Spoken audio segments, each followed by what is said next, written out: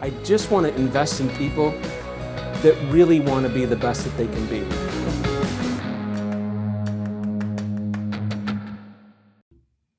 Hello, everyone. This is Todd Scrima. Welcome to another episode of Be Your Best series. And I want to welcome a friend of mine, Jonas Rosenberg. We work together in my mortgage company. He's a good friend of mine. I have him on here for this great subject. It's a subject that I am passionate about, and that'll probably be evident as we go through this. And that is this whole idea of fear versus love. And I'll give you some context to this, and then Jonas, I'm going to give some of the content, and then Jonas is going to help with some of the questions and kind of his experience as well as my experiences around this subject.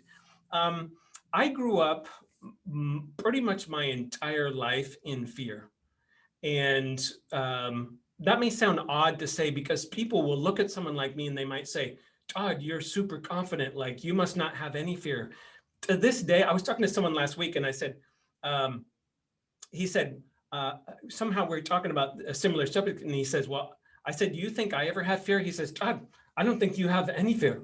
And I said, yeah, I have a healthy dose of fear. I no longer live in fear, but there are things that come up every single day that are fearful or promote those kind of feelings.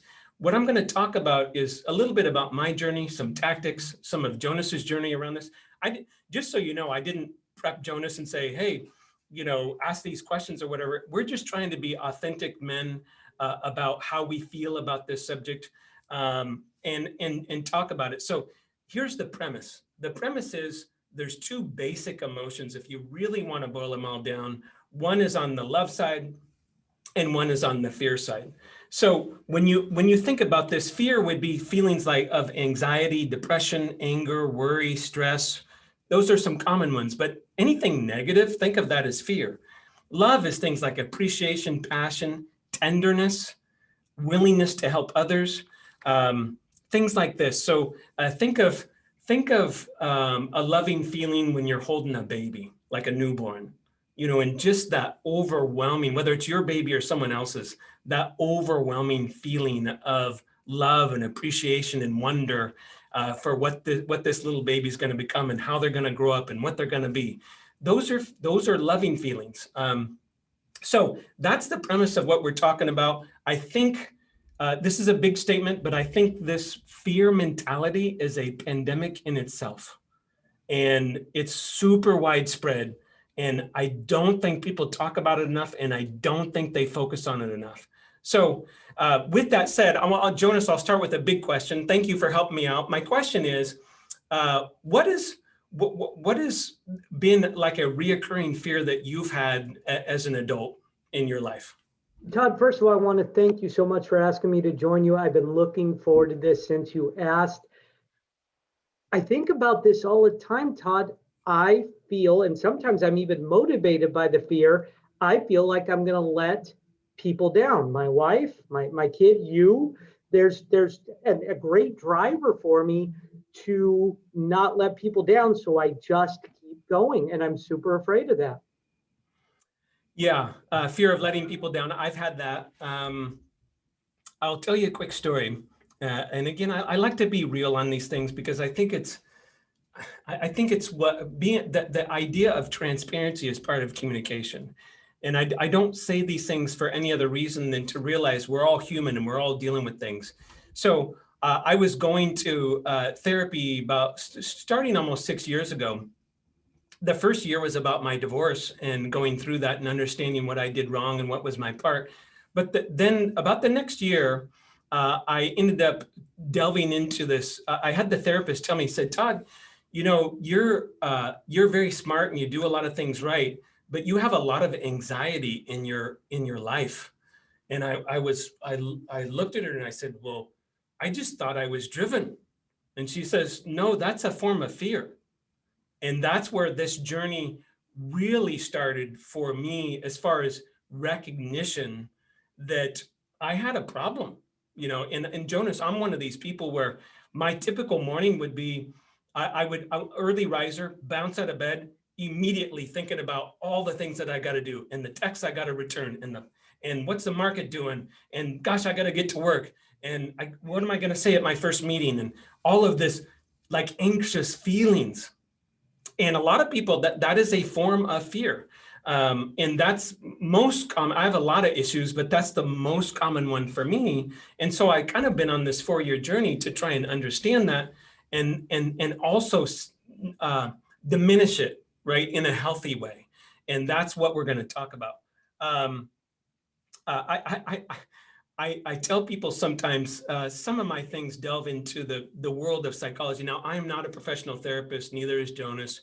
We're just two guys trying to get by life and trying to figure stuff out. But if I wouldn't have been in a business person, I probably would have been more of a psychologist because I think it's fascinating, like getting to know someone and why they are how they are and how they were raised and what was mom and dad like and why did you choose the choices that you've made in your life. And I'm amazed by all that stuff, but it led me, of all those things, I think this to me is some of the most interesting things. So, you know, when I was coaching professional business owners and people in business, I learned a lot of things. So my job in that company that I had was mainly helping people to increase their income and increase their wealth through savings and investing. And I found out a few things. First of all, any kind of coaching helps. So my answer is most people have a healthy dose of this in their life. I truly believe that coaching, whether that's a therapist, whether it's a mentorship, someone maybe who is really good at this and that you meet with on a regular basis, reading books, I think those are great things. Like any skill can be developed. And that's so this is one of the best skills. Diminishing fear in our lives is one of the best skills that we can develop. The other thing is, in that company, what I realized is I would help people double, triple, quadruple their incomes. And sometimes I was started to ask them, is your happiness higher? And we had in most of these relationships, they were very transparent and they would think about it and they would say, no. I said, so let me get this straight. You're one of the top 0.1% of income earners in the world, and you're not happier.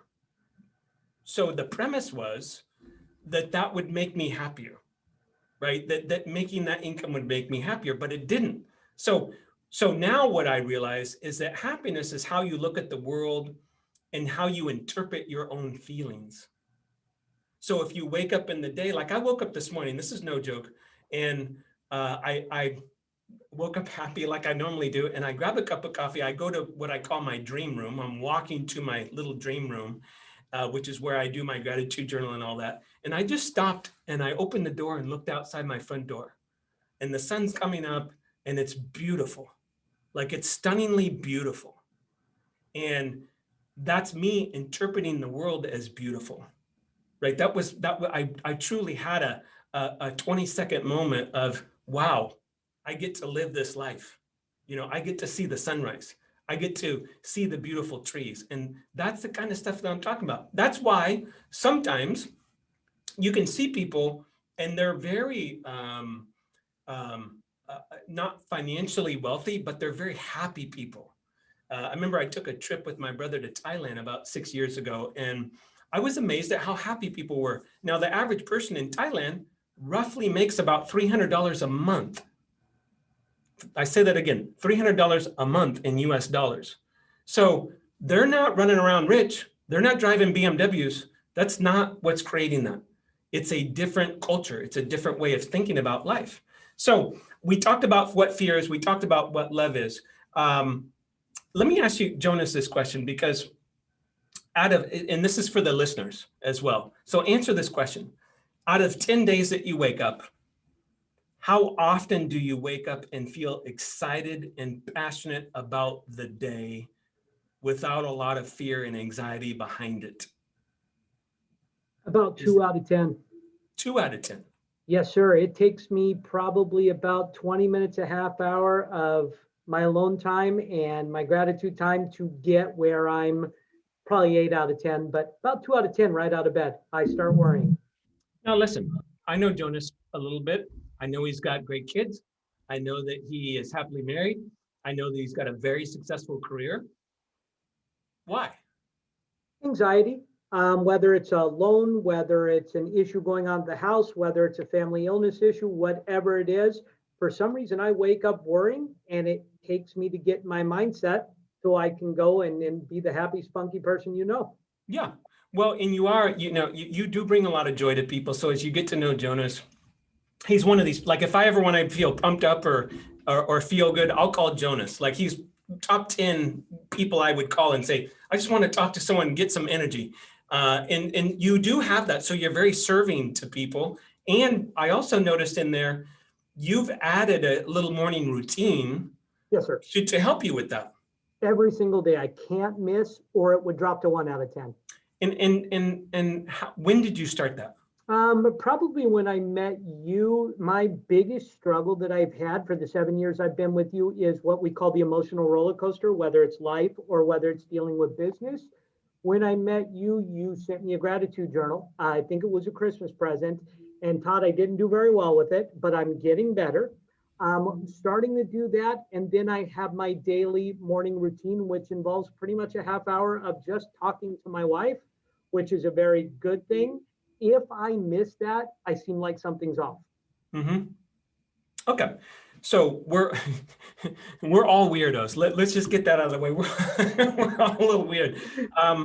There are, so let's talk about this a little. I'll give you some stats that'll kind of blow your head, and I'll kind of talk. I want to be careful of some of these comments because they can be borderline offensive. And I want you to know, I don't mean it that way, but I want to give you some stats, and stats are dangerous because you're never sure how true they are. But according to the American Addiction Center, 38% of Americans battle with some sort of illicit drug addiction in 2017, and 74% of Americans had some level of alcohol disorder in 2017. So drug and alcohol abuse can be part of that, what's behind that is we're trying to cover something. We don't feel good, so we want to get out in a different state. That's obviously what drug and alcohol abuse is about. Bipolar disorder, depression. I read in USA Today years ago that 10% of Americans are on prescription depression medication. I don't know if that's exactly true. That was in USA Today, but whatever it is, quite a bit. It's quite a bit. That's why I say this is the pandemic. Codependents, when someone alters their behavior in order to support an unhealthy behavior of someone else or something, like pushing their emotions down. The most common example of codependence is a wife that supports the drunk husband. Again, this is my therapist told me this. I said, if I understand codependence, like 90% of people have it. And she said, yeah, more like 97.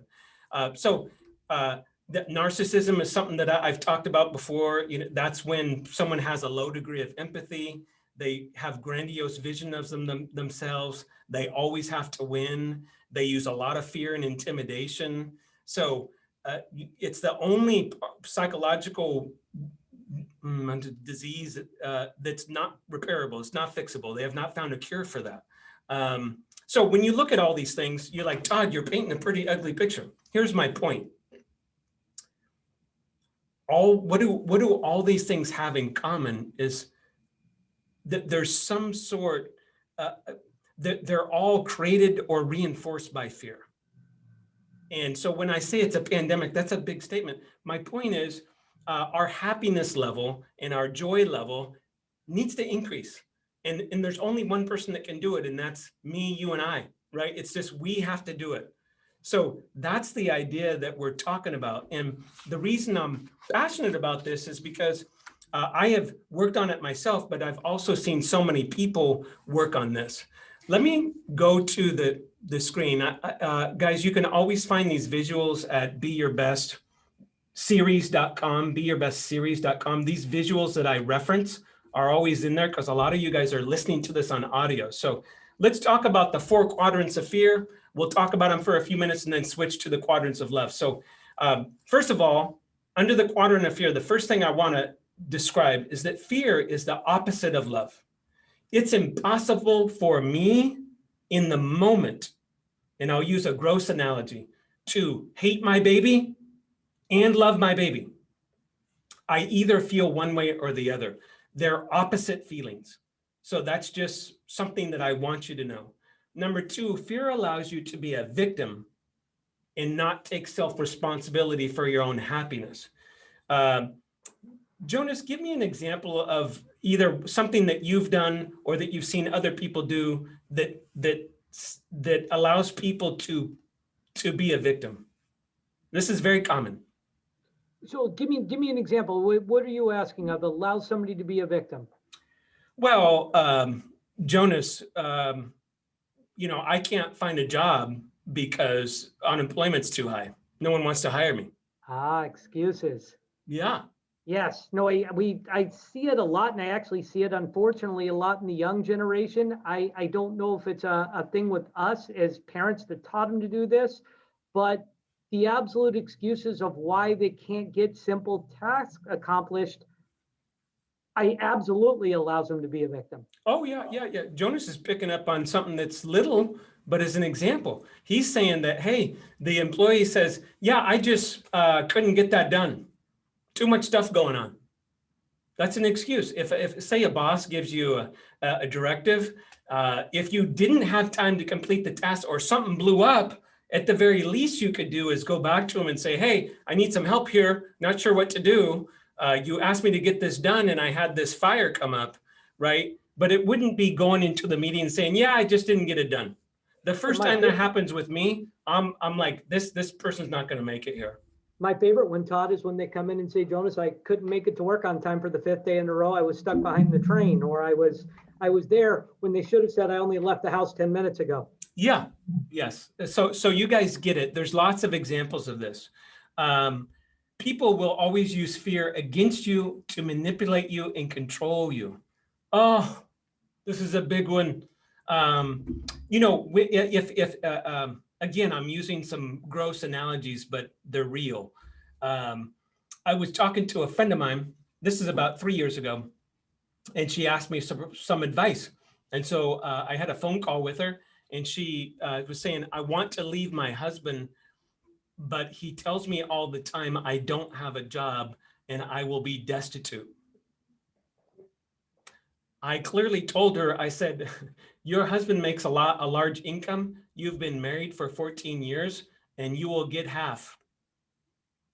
And I did that so that she could get over her fear. I said, listen, you should always try and work it out. But if you're, in this case, the husband was using fear and intimidation to control her. He was playing on her fear emotions. Well, if a person doesn't have self-confidence and self-worth, this is easy to do. It's easy to manipulate. And so that's the point of that one. And that's a dirty little secret that people don't want to talk about, but that's an ugly one, right? That's an ugly one. And the last thing is, this is a hidden one. Fear feels comfortable when you're used to it. And you will also use it against yourself. So fear feels comfortable when you're used to it. And you also will use it against yourself. I will give you an example of that for me. So I told you earlier, my biggest challenge with fear is anxiety. I used to have an employee say, leave my employment, and I would take it so personal, and then I would turn it into fear and say, oh, that person left. I'll probably have 8 other resignations today or this week. That's me using fear against myself. Now, by the way, in 25 years as an entrepreneur, that's never happened. So it's not even true. It's never happened. I had no factual basis for what I just said, right? So Jonas, comments from you about any of these quadrants? So why do we, I guess my big question for you, Todd, is why do we allow it to get comfortable? If fear is bad, why do we allow it to motivate our life? Well, that's a great question. I'm not sure if I've got the perfect answer, but I'll take a stab for me and then you can take a stab. So where I'm going with this is our upbringing, and fear is prevalent in movies. It's prevalent in our homes. It's prevalent everywhere. So I remember one day I was a little kid and I decided to start a little fire behind against my house. Now, the house I lived in at the time was 800 square feet, 2-bedroom house. We were very poor. And I decided to, so the house is like 80 years old, right? And it's made of wood. And I decided to start a little fire with matches and a bunch of trash and started a fire against the house. My mom comes around the corner and about blows her lid. We put out the fire. She's really pissed. And take a guess at what she told me. You wait, Jonas, finish it for me. You wait until your father gets home. That healthy fear. Yes. Mine's my 100-pound Jewish aunt. Believe me, I was threatened with her my whole life. Okay, so we grow up with it is my answer. We grow up with it. I was in my room crying for 3 hours before Dad got home. I mean, I'm petrified. That was the worst of it, right? That massive fear, massive fear. So when I tell that story, that's probably something that a lot of people can relate to. So I think it's enough to just realize, guys, fear is very prevalent, extremely prevalent. And if you look at, I don't want to get political, but if you look at some of the political strife that we've had, and you look at some of the racial strife, that's fear-based, guys. There's fear behind all of that. And some people do it on purpose to control you and to get them to come to one side or the other. And instead of looking at it more logical and saying, okay, what's really going on here, right?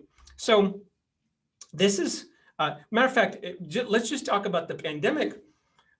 My heart last year, my heart hurt just seeing people in so much fear. I mean, you go to the grocery store and there's some shelves missing, right? There's food missing. And you can't watch the news without the ticker tape saying 2 million people died, and you know, people showing all kinds of horrific stuff on the news, and on and on and on.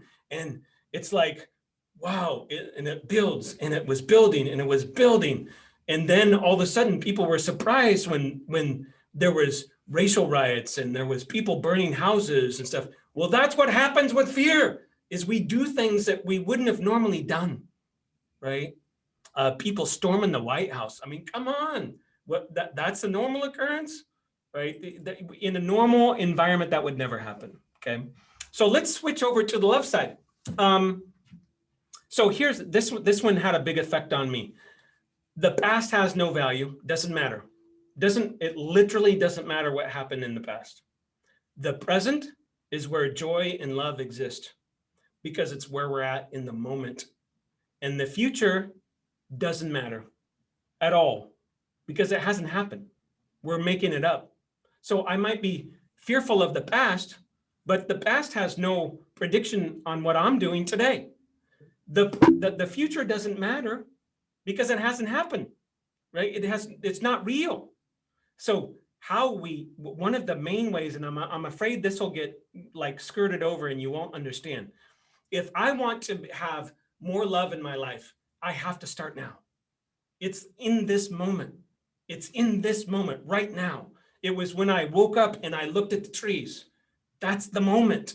It's not, I'll be happy when I get the house. I'll be happy when I get the promotion. That doesn't work. That's why when I said I was coaching these entrepreneurs and they're tripling their income and their happiness stays the same or goes down, because it's in the future. It doesn't matter.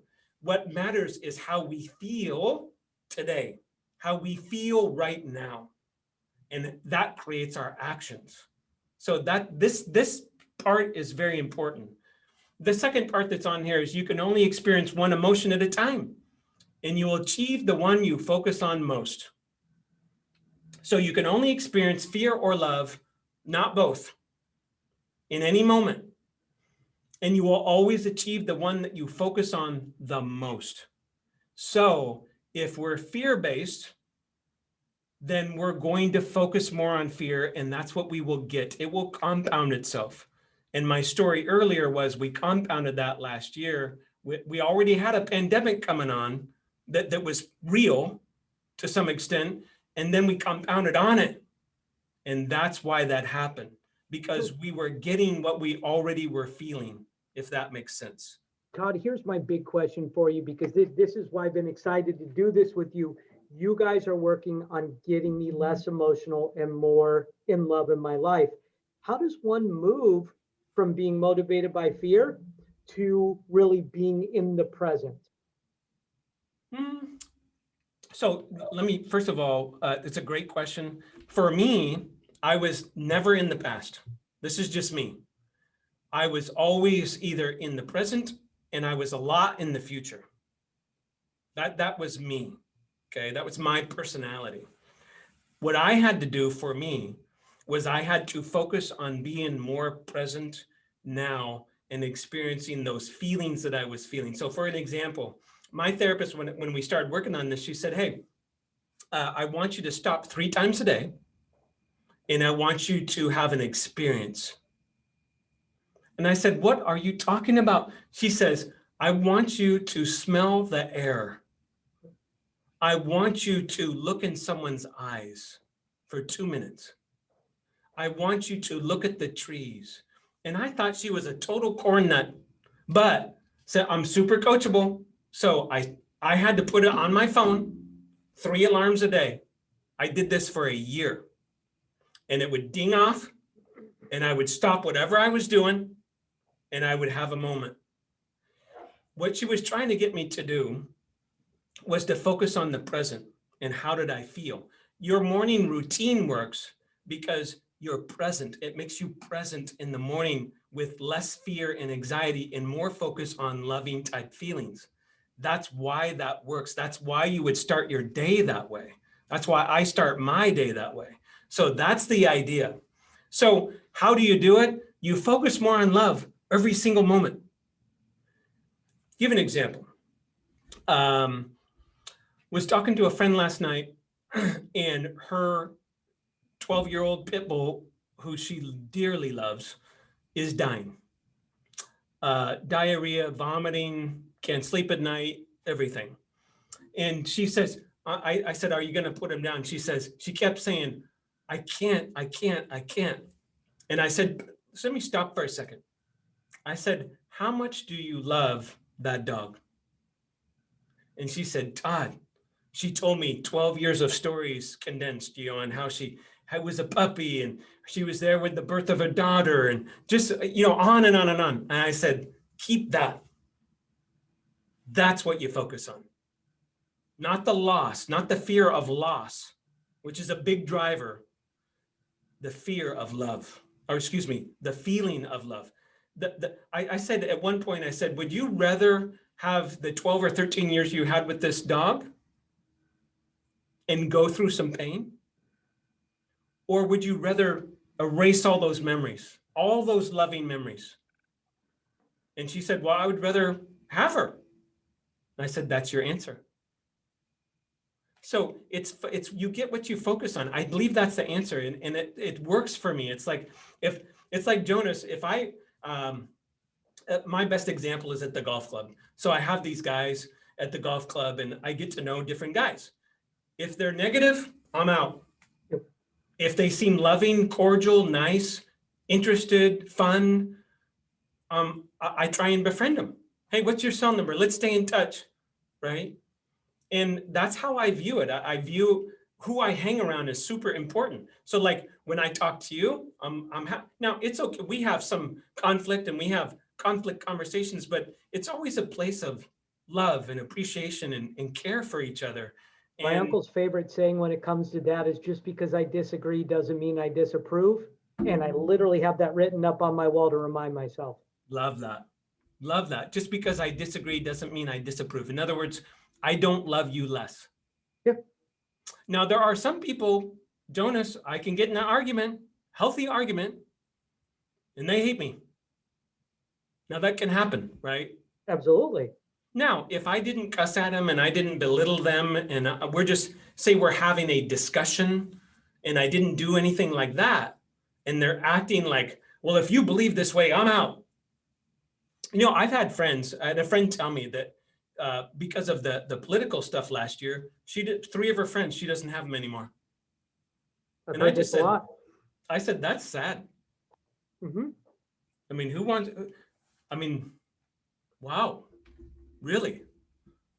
I mean, if put it this way, let's say I tend to be non-political, but let's say I was a staunch Republican, you were a staunch Democrat. Well, our friend Scott Oliver is that way. He's staunch Democrat. I'm not as on one side as him. I'm more in the middle. But we have some healthy conversations. I still love him. Think I don't even necessarily think he's wrong many of the times. We're just having a healthy discussion. So that's more on the loving side. You know, when you say, well, Todd, how would I know if someone lives in fear?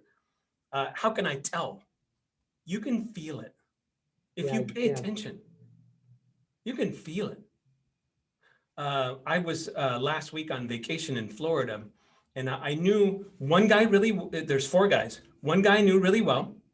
Another guy is a business partner of mine, but I don't know him that well.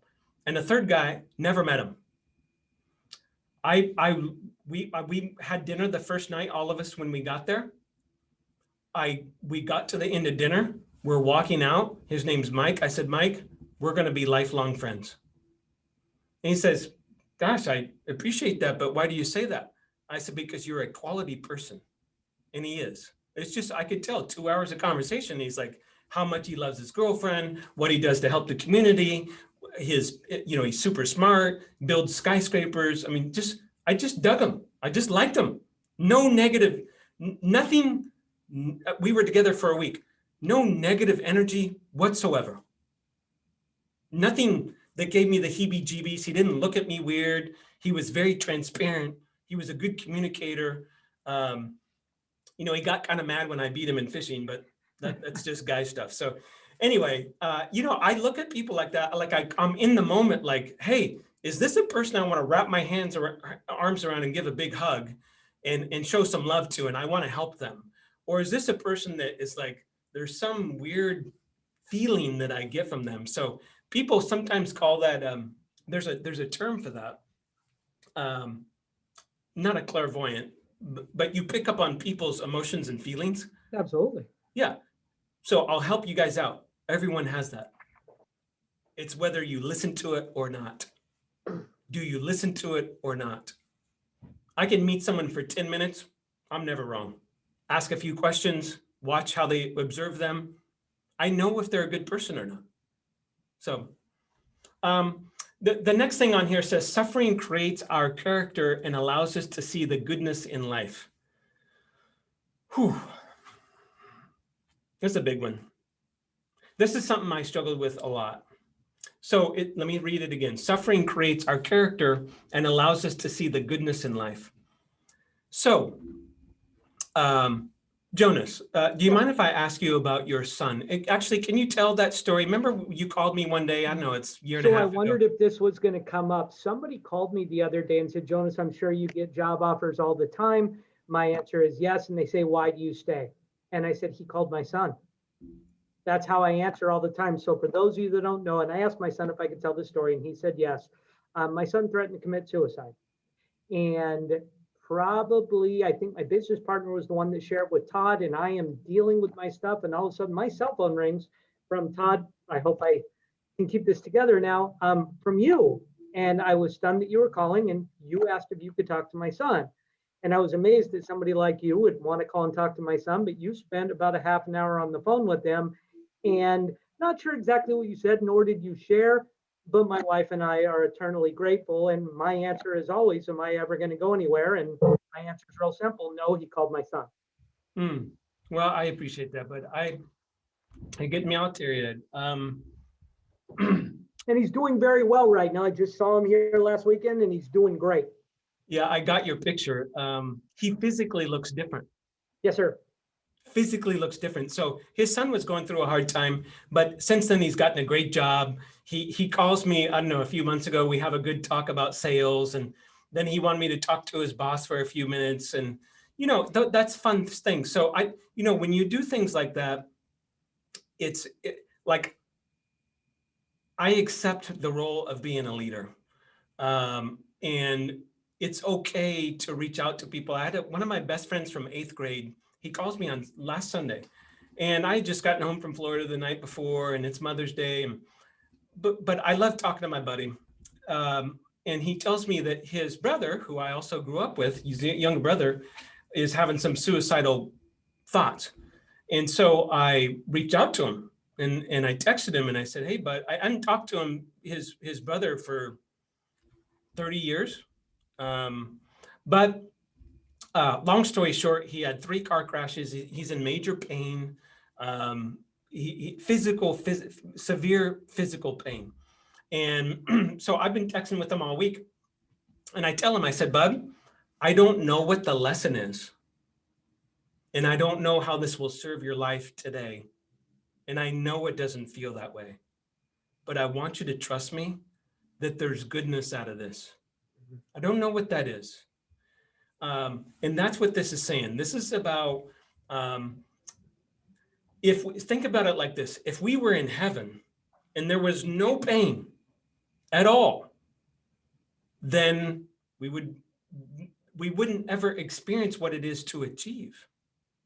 We wouldn't ever, my son, I can brag about this for just a second. I watched the best basketball game last night of my life. My son is a freshman in high school and he plays freshman basketball. He's 6'5", 270 pounds. He's a beast. They're playing they're the 2 best teams in the league. They go to triple overtime. The other team, 2 3-point in the air buzzer beaters twice to send it to triple overtime.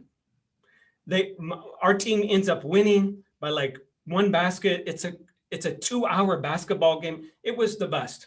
And so the subplot to that story is 2 months ago, my son comes to me and says, Dad, we're driving somewhere. He says, I don't think I'm going to go out for the high school team. And I said, son, you're 6'5", 270 pounds and you love basketball. I said, I'm only going to say this once, but you have no idea what's going to come from that experience. You're entering some of the best years of your life that you will always remember. So we're driving home last night. They're undefeated. They had this great game. And I said, son, are you glad you joined the team and you went out for basketball now? And he says, Dad, that was one of the best sports experiences I've ever had in my life. The suffering that we go through allows us to experience the greatness. And so when the dog dies and grandmother dies and there's tragic accidents, these things create who we are. And no one told me I was in heaven yet, right? No one told me that. So we're not. Does that make sense? You know, you talked about the pandemic and you talked about people suffering and their job loss, Todd. How do we as people, no matter which scope we're on, how do we remind people of your message that you're sharing, that whatever you're suffering through, all you're going to do is gain from it later? I try so hard to remind people, get through it, stay strong, stay diligent. You're going to have so many lessons and so much growth through it. How can we share that with people that feel like, God is against me and the world is just hating on me right now? So let me answer your question with a role play. You ready? This is Absolutely. role play number one. This is role play number one. Jonas and I are friends. He just lost his job. So Jonas, tell me again, you just lost your job of 16 years? Yes, sir. They shut down the company over the pandemic? Yes, they did. Oh my God. You must feel really horrible. That's all you've ever done. I'm angry. I have no idea what I'm going to do, Todd. The bills are due, and the kid, we just signed him up for that school. The government needs to do something about this stuff. This is kind of ridiculous. I mean, gosh, there should be some way that you could get some money or something. I don't see him doing anything. And I don't frankly, see him doing anything either. I don't want to hurt your feelings, but you're not that smart. You're probably not going to find a better job. I have no idea what I'm going to do. That's role play number one. What I want you to get is I'm commiserating with him. I'm bringing him down a little bit, right? This is role play number two. So Jonas, let me get this straight. You just got laid off today and your company's shutting down after 16 years with them? Just got the pink slip. Wow. How do you feel, bud? Oh, I'm brokenhearted, Todd. I have no idea what I'm going to do. Wow. I'm not sure if I know what to do, but I'll tell you this. We're going to figure this out. Why don't I come over tomorrow night? I got a guy that helps a lot with career pathing. Why don't I bring him with me and let's just brainstorm this and let's figure it out? Because what I'm telling you, and I know this may not seem this way right now, but you probably can find a better job doing something that pays you more money that you enjoy even more. We just got to find it. That sounds great. What's the difference to those two role plays? Man, I want to talk to number 2 all day long. He made me feel so much better about the world. Yeah. No, in short version, number 2 came from love. Number 1 came from fear and commiseration and yeah, the world sucks. So I think the answer to your question is, for me, a lot of it's who you hang around. A lot of this is who you hang around. Absolutely. Now, what some people are thinking is, Todd, a lot of my friends that way. My spouse is that way. Okay, we'll figure it out. My advice is don't buy into it. You know, and listen, you know, sometimes you got to fire some friends, you got to fire some family. I know that sounds mean. I won't do it. I've got family members I don't talk to. It doesn't embarrass me to say that. It used to embarrass me. Doesn't embarrass me. I've got a family member that's bipolar, has anger issues. Nope. Lives in the same town. Nope. Now, if I see him at a family function every once in a while, I'm nice to him, I'm cordial to him, but there's no relationship there. I can't, the crazy bipolarness and the anger issues, and that's a very, very fear-based person. I am not befriending them, even if they're family. Todd, I don't hide that I haven't spoke to my dad, and gosh, it must be over 6 to 10 years now. And people have tried to fix it. People have tried, oh, you need to fix this. And I don't have any problems at all telling people, look, him and I don't see eye to eye. There are things that he brought to the table that affect my emotions, and my emotions go down. So why put myself in that position anymore? He's happy, healthy, and whole where he's at. I'm doing great where I'm at, and there's no reason for us to try to fix it and create problems in each other's life. And I'm completely okay with that. Yeah. Listen, honestly, that's a healthy outlook. I don't know, like a professional therapist would say that. I think they would, because here's the problem. You control you. I don't control other people, nor do I try to. What I try and do is attract people into my life and hold on to people that have a good heart, that come from a place of love and care, that are loving people, that are growth minded. Those are things that I look for. And if they don't have those traits, I think it's fair and okay to say, this is my life and this is where I choose to spend my time. I think that's totally appropriate. And some people don't think so. And I've gotten arguments about people about this. Now, that doesn't mean, let me give an example. That doesn't mean that, like, my family member that I referenced earlier that has anger issues and is bipolar, if he really was down on his luck, that I couldn't give him money or I couldn't help him. That's not what I'm saying. I'm saying I don't choose to spend my time there, right? So I can still be loving to him if some big need arises, but I don't need to have the negativity and confusion in my life. So number 4, this is a big one. So it says the 4 motivators of people. I want you guys to listen to this. Number 1 is fear. That's what we're talking about. Fear of sickness, loss, poverty, death. Those are all fears. Number 2 is desire, success, wealth, pleasure. Number 3 is duty, which means motivated by gratitude and responsibility. Think of a soldier, right? Hey, I'm going to storm the whole hill and probably get killed for my country. That's a sense of duty. Love, compelled to care and love for others. So I'm going to ask you to rank those for you, Jonas, in the area that you live, like how you live day to day. Does fear come first? Does desire come first? Duty or love? I will go first because I want to compel people that when you work on these things, it can really turn around. So here's my number 10 years ago. fear, desire, duty, love. 10 years ago. Fear, desire, duty, love. Love was actually fourth, last on my list, which is sad. And fear was first. Okay. Now, just to frame this up to you guys, 10 years ago, I still had a great life. I don't suffer from sickness. I had great kids back then. I had a great wife back then, like very successful businesses. And I had that. Now, today, duty comes for me. If I'm being really honest with myself, duty comes first. Love second, desire third, and fear last.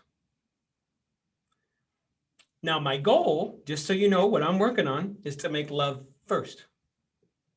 It'll probably take me another year or two to really be in the habit of living every day of my life that way. That's what I think.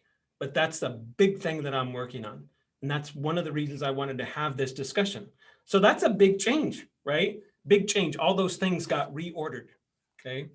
So when you look at your how you live your everyday life, not just in business, but at home with friends, all that, how would you rank yours currently? I have desire first. Unfortunately, you know the chip on my shoulder and you know my drive. I can't figure out how to turn it off yet. Love is two. I have to laugh all day. I have to take care of people. I have to see the good in people. And sometimes I see that as a detriment. That's a problem. Three is definitely fear. I am afraid of losing this all. And then four is duty. And to be completely honest, Todd, I don't have much duty in my life. So four is a very low four. Interesting. So we would all probably rank these a little bit different. How would you what order would you like them to be in? My greatest story ever is about a rich man that when he was on his deathbed, the nurses asked him to just give one piece of advice to the world before he died. And the gentleman said, stop and smell more roses. Nothing about money, nothing about career, nothing about anymore. Stop and smell more roses. If I could re-rank them, man, I would love to love, like put all the rest of them so far down, but love would be one. Strangely enough, fear would be two, because it still is my motivating factor. I motivate myself by what happens if this is gone. And then I would like to figure out duty so I could get that desire all the way to four, because I have this strange desire to want to own the world. And I would really like to put that away and just be happy with what I have. And that's the part I'm trying to figure out about me now, Todd. I've been blessed with so many wonderful things, a wonderful wife, wonderful child, wonderful job, incredible employees and friends. Why can't I just be happy? And that's what I'm working on. Yeah. Yeah. Really good digging deep on that stuff. I'll tell you guys a story, how this relates. So my dad was a pretty successful entrepreneur, and he had clients on the East Coast. And I woke up and I would be eating my Cheerios or my Lucky Charms, and I'm listening to him sell on the phone. So after I'm about 16, I start working for him. By the time I'm 17, I'm managing one of his companies. I'm a manager. And I was, it wasn't because I'm his son, I was really good at it. And our talk around the dinner table would be this. This was very common. I'd be like, hey, Dad, there was two companies. And I would say, hey, how's the other company doing that I'm not involved? How's the other company? He says, oh, it's the best. We just had our best month ever. We sold more equipment than we ever have in our life.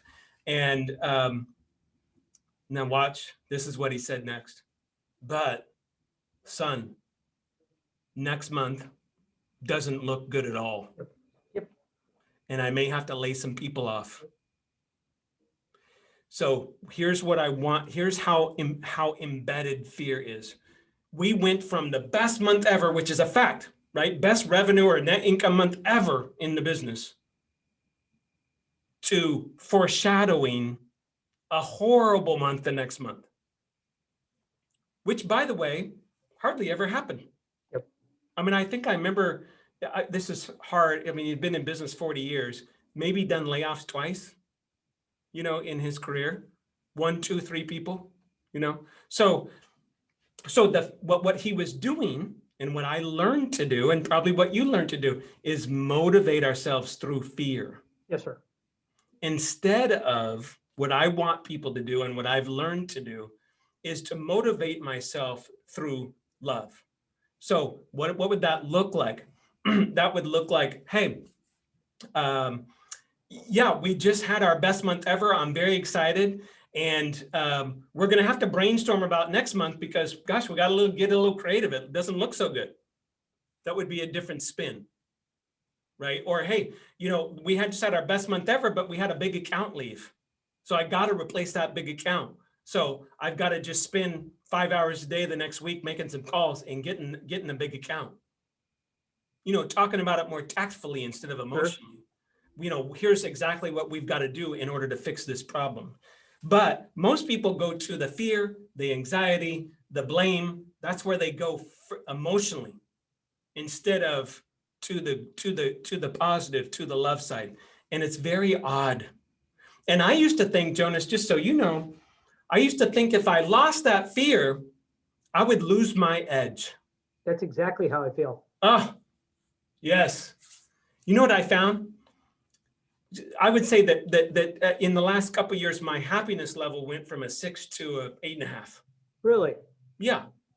And I have less fear and anxiety than I've ever had in my life. So I'm happier and my results are the best they've ever been. So I've actually disproved my own theory, right? So it's interesting when we look at all this stuff, guys. It's a big subject. This may be one of those things where you want to replay it a couple times, watch it with your spouse, send this to 2 or 3 friends that live in fear, or 10, I don't care, right? Why do I do all this? I want to dedicate my life, how I show love is one way of saying it, is by doing things like this, helping people. And that's really what's at the core of all this. I was trying to set up a call with getting Ed Milet on one of my podcasts. So I was talking to his assistant and he's like, Todd, why are you doing this? I said, same reason Ed does his. He says, well, Ed does it just because he loves to help people. I said, that's why I'm doing it, right? Who knows? This may shift someone.